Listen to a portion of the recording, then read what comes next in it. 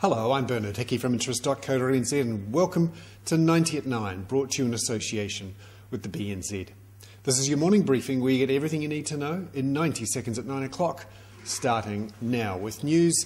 The Chinese government has hit back at the US push for it to appreciate the Chinese yuan versus the US dollar.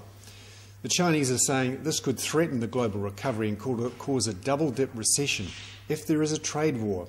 Remember, the Americans want the Chinese to allow their currency to float, to move off its peg of 6.83 yuan to the US dollar, because the Americans want to export more to China and to reduce their trade deficit. It's interesting, though, when you look at the numbers, that US trade deficit has halved in the last year or so, and China, which has normally got a huge trade surplus, is expected to report a deficit in March. And some people are now saying the Chinese yuan may not be undervalued anymore. Meanwhile, the International Monetary Fund is warning that many of the world's biggest economies have very high public debts, 100% of GDP or more by 2014 for all of the G7 countries except for Canada and Germany.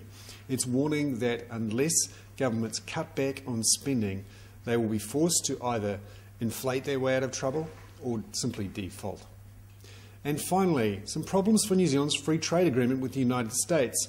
28 US senators have written a letter to Barack Obama saying that a US free trade deal with New Zealand could be bad for its dairying sector.